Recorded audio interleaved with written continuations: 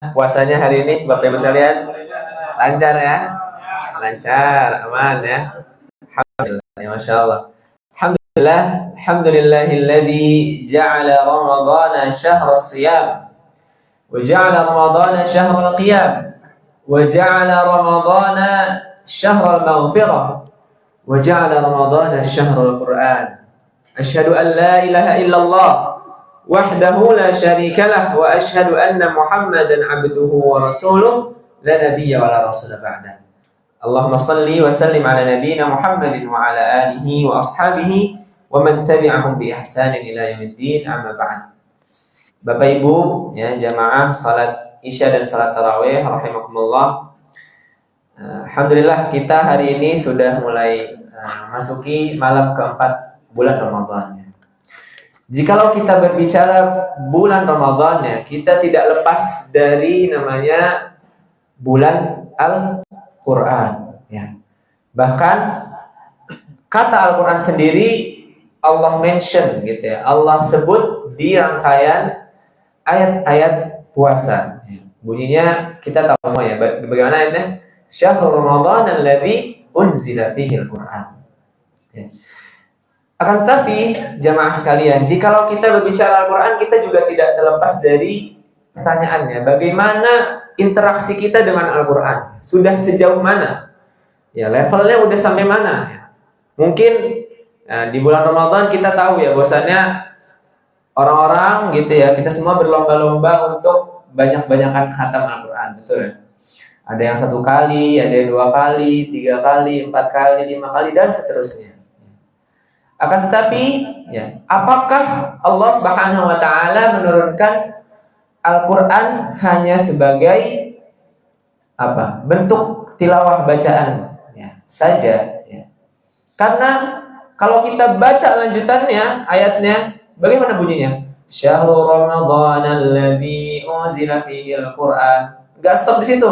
Hudal linnasi wa bayyinatin minal huda wal furqan. Bahwasanya Al-Quran juga diturunkan dan tujuan terbesarnya untuk menjadi pembimbing kita dalam hidup, menjadi pedoman kita dalam hidup. Ya.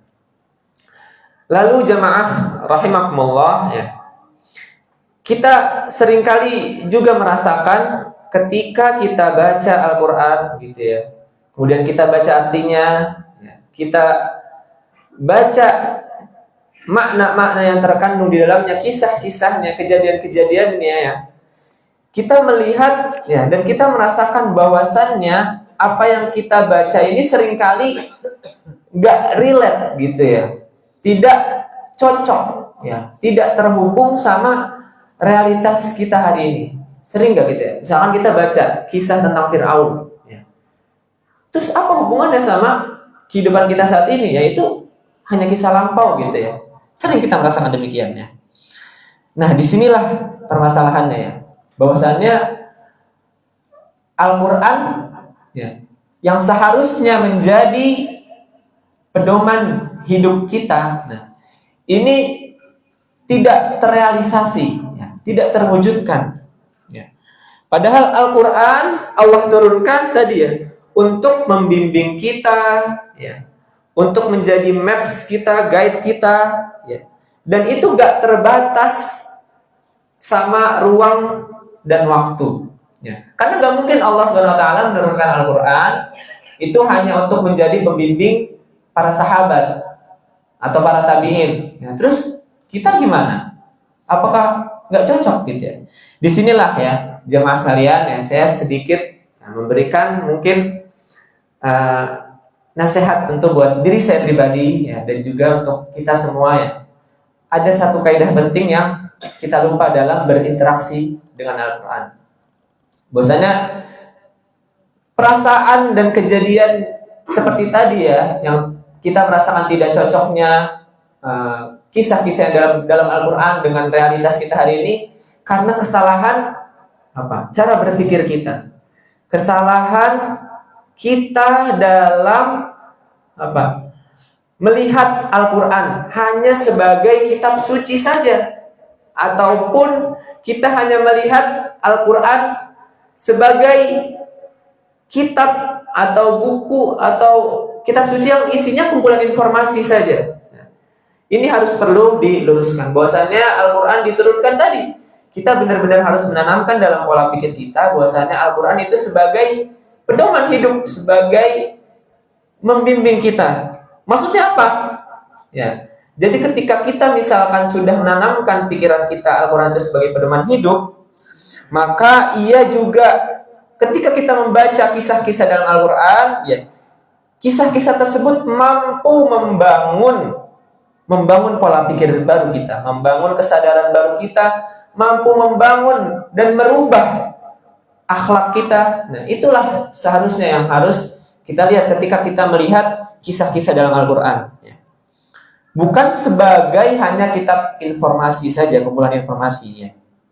Karena ketika kita melihat Al-Quran itu sebagai kumpulan informasi, ya itu tadi akhirnya kita tidak merasakan manisnya kisah-kisah dalam Al-Quran seperti itu ya. Dan Quran pun tidak menjelaskan banyak hal ketika menceritakan suatu kisah. Contoh yang paling nyata adalah di Quran surat Abasa. Ya, kita tahu surat Abasa bercerita tentang apa? Nabi Muhammad, ya, teguran dari Allah Subhanahu wa taala kepada Nabi Muhammad dikarenakan Nabi Muhammad bermuka masam, ya, memalingkan mukanya dari seseorang yang buta. Nah, kalau misalkan kita lihat, perhatikan di sini ya kisahnya. Apakah teguran yang Allah berikan di sini hanya berlaku untuk Nabi Muhammad karena Nabi Muhammad memalingkan mukanya dari orang buta tadi? Enggak. Kita juga ketika kita melihat tadi Al-Quran sebagai pedoman hidup, maka kita akan melihat kisah ini juga teguran buat kita. Bahwasannya seringkali kita melihat orang lain itu cuma dari penampilan luarnya aja. Ya. Dan kisah orang buta di sini ya kalau kita lihat, kalau misalkan kita melihat Al-Quran ini sebagai kumpulan informasi saja, maka kita akan mencari tahu nih, siapa nih orangnya.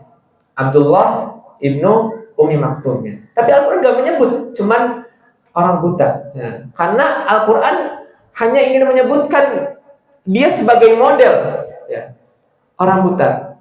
Bisa jadi modelnya berubah, ya. Bisa jadi orang yang mungkin ekonominya lebih rendah. Dan ini tadi berlaku buat kita. Jadi ini teguran buat kita bahwasannya ketika kita melihat Al-Quran sebagai panduan hidup, ya, maka dia akan merubah kita, cara berpikir kita. Ya. Jadi dalam berinteraksi Al-Quran kita tidak cukup dengan namanya tilawah, ya. Kemudian kita baca tafsirnya, ya. Itu sangat penting ya, karena itu wasilah, ya. Itu jalan kita menuju untuk Al-Quran sebagai pedoman hidup. Ketika tadi kita melihat dan berinteraksi dengan Al-Quran itu cukup sampai di tadabbur misalkan. Nah, terus apa setelah tadabbur? Stop, tidak. Tadi contohnya di surat Abasa tadi, setelah kita tadabburi, apa nih hikmahnya, apa intisarinya bisa kita ambil buat diri kita? Hal yang paling pertama, kita koreksi diri kita dulu, gitu ya. Oh, ternyata kisah ini tuh tadi buat kita, gitu ya. Kita teguran untuk kita juga. Seringkali kita tadi meremehkan mungkin orang lain yang mungkin levelnya di bawah kita, ya, statusnya di bawah kita, seperti itu. Dan setelah kita mengoreksi diri kita ubah. Nah, maka dari situlah Al-Quran hadir sebagai panduan hidup. Al-Quran hadir dalam kehidupan kita. Itu yang salah satu hal terpenting perlu kita tanamkannya. Baik jamaah rahimakumullah. Oleh karenanya, ya, mudah-mudahan dengan mungkin nasihat singkat ini, ya, kita bisa meningkatkan, ya, cara berinteraksi kita dengan Al-Quran, ya. Tidak sebatas hanya tadi sampai mungkin tilawah, tadabbur, ya. Kita tadabbur lalu kita coba renungkan dan kita muhasabah bahwasanya setiap kisah-kisah dalam Al-Quran itu sejatinya untuk diri kita, untuk lingkungan kita, untuk masyarakat kita, dan bahkan lebih besar, ya, untuk kepentingan umat manusia. Sehingga Al-Quran hadir sebagai pedoman dan jalan hidup kita. Mudah-mudahan sedikit yang bisa saya sampaikan bisa bermanfaat buat saya pribadi ya. Dan Allah wa iyyakum ajma'in. Fathun minallahi, nasrun minallahi, fathun qarib. Terima kasih untuk perhatiannya semuanya. Mohon maaf apabila ada kekurangan dari saya pribadi. Wassalamualaikum warahmatullahi taala wabarakatuh.